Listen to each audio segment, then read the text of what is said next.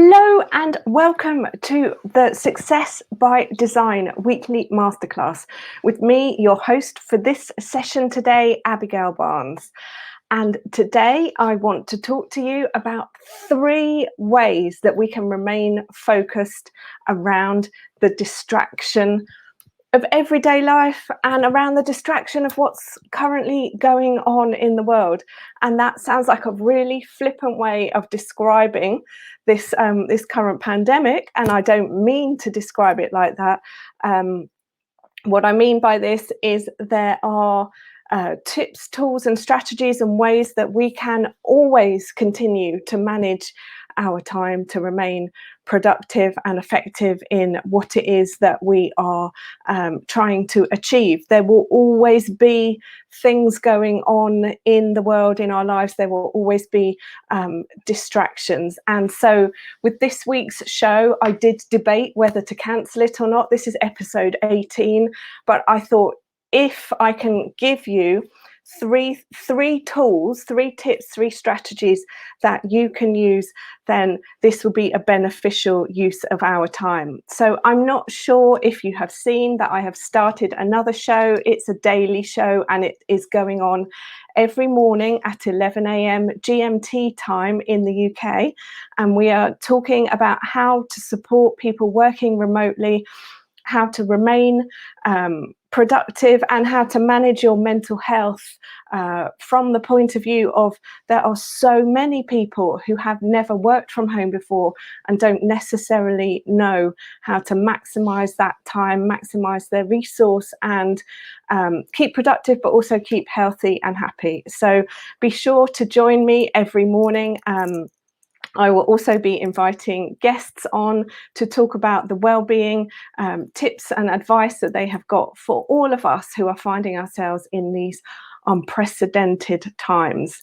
So for today's session, as I said, 3 ways that you can remain focused around distraction. Now, as I said at the top, there will always be distractions. So these strategies can be applied right now and they can be applied in the future as time goes on. The first strategy is to make sure you know what tasks you are working on. When you are clear about what it is that you need to do, and when you are also clear about why you need to do it, it makes it so much easier to avoid the distractions. Because you have got an outcome. So that's the first thing, is know what your activities are and know why you are doing these activities. So what they're contributing towards, what the mission is for it. Because even though everything is happening around us right now, there are still critical things that we can all do to help support the world and keep things moving. So some of us are working in industries and sectors that really need us right now to be focused on how we can be the solution to the problem rather than adding to the problem. So this tip about knowing what you're doing and why you're doing it is super, super important when it comes to focusing and avoiding distractions. The second tip then is really understanding the implications of that outcome. So if you don't do what it is that needs to be done, what are the implications? And I appreciate literally everything is being cancelled, everything is being rearranged. But within our teams, within our companies, within our organizations, we are all having conversations right now to reassess, to reevaluate everything. So the activities that we are doing, what are these outcomes and how are these outcomes now supporting the new strategy? And then the third thing is, I was speaking to somebody about this yesterday. I recommend that people work in either 60 to 90-minute chunks. They work in 75-minute chunks.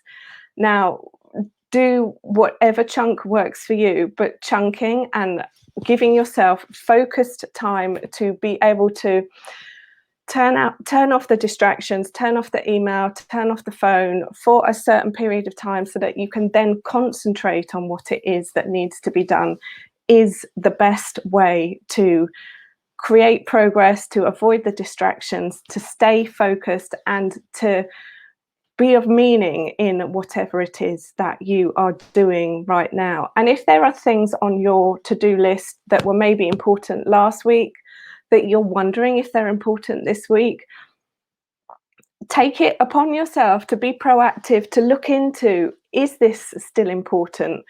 Do I believe it's still important? Who can I ask? Can I speak to my team? Can I speak to my manager? How can I be a solution to the current problem? Because everybody right now, I've said before, I didn't realize that most people are making things up. In fact, everybody is making things up. But more than ever right now, people are making things up.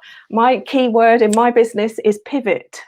What can I do to change? How can I respond? How can I support my clients? How can I support you in a way that takes into consideration what is going on right now? So pivoting and being able to be part of the solution. I've said this twice already this week, so why not make it a third time? How can we make lemonade out of these lemons? So what can we do? And also, what can we do understanding that everybody around us is going to respond to everything in a totally different way, depending on how they emotionally process, how emotionally adapted they are to situations. If they've had a trauma in the past and this is going to trigger their trauma, there is so much going on. So now more than ever, be compassionate to the people around you, be understanding, be forgiving, and be these things to yourself first, because none of us have been in this situation that we're in right now. And none of us have ever generally been in the situations that we're in, but this, more than anything, is a whole nother level. So people aren't necessarily going to do things right. They're not going to do things well. They're not going to do things by your standard, to their standard. But remember, there is no perfect. There is only what we do and what we don't do. And so the worst kind of thing that we can do is go into inaction, go into panic, go into procrastinating and doing nothing, because very quickly this also becomes a habit. So there is a brilliant book called Deep Work by Hal Elrod. And this book talks about how deep work is actually something that we learn. So to be able to focus and avoid distractions is something that we learn.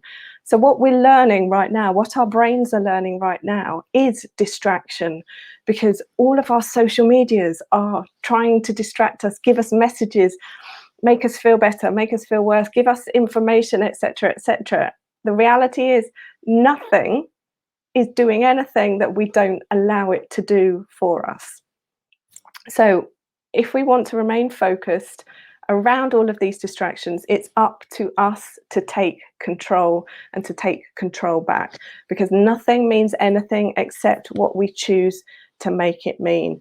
And this is what we are going into more greater depth with, these kinds of conversations on the morning show. So be sure to join us tomorrow morning. Also tomorrow we have got the amazing Kerry Ann from Pilates at Your Desk, who is going to be talking to us about how we can keep mobile and active while we are working from home. And if some of you are still working from the office, this will apply to you also, because physical health leads to our mental health, and our mental health, when we are mentally well, when we feel mentally well and physically well, then we're able to contribute better, then we're able to be more productive and to do what it is and to be the best versions of ourselves in life, to show up for all of the relationships and engagements that we are involved in. What was the other thing? Oh, there was one other thing I wanted to say to you. There were two other things I wanted to say to you. So the first one is, if you want to be a part of a community, we've got two communities. One is on LinkedIn and one is on Facebook. It's called the 888 community. It's absolutely free for you to join.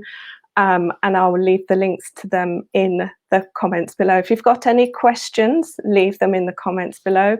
If you have a question and you want to email me, you can email me at hello@successbydesigntraining. The second thing that I wanted to say is, during the time that we've got now, I highly recommend that you check out this book, Essentialism. That was the Q1 book that I recommended that we all read. Given the circumstances right now, I would suggest that if you haven't already started reading this book, you download this on Audible and start listening to it. And we can talk about this book in an upcoming episode, and also in those two groups that I mentioned, the 888 community on here and on Facebook. Because for me, this book has been a game changer. And this book also links so well to the other one that I just mentioned, which I might make the next quarter book, because deep work is so important. But it's important to know what's important. So this book is all about the disciplined pursuit of less. The next book that we're going to read next quarter is really about, once you know what you are doing, how to get your head down and get on with it. And that's really what we're going to need in the coming months. It's almost like the period of time that we're in at the moment is a period of sort of slowing down, of reassessing, of pivoting, of reevaluating everything, which almost ironically is what is being talked about in this book. And then once we have that, and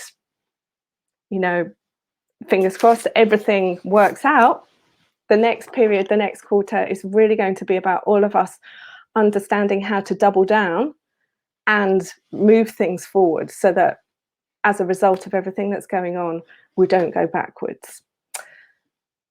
It has been amazing to hang out with you. I'm so glad that I didn't cancel this episode, and I really hope that it's of value to you. And if it has been of value to you, please leave a comment, like it, and share it with other people, because as a small business right now, this is my way to serve you, to help you. So you leaving a comment, liking it, and sharing it is how you can return the favor and show me that this is helpful for you, that this is adding value. And if you would like more of it, whatever you would like, let me know also in the comments. Until next time, stay well, stay safe, and be kind to others.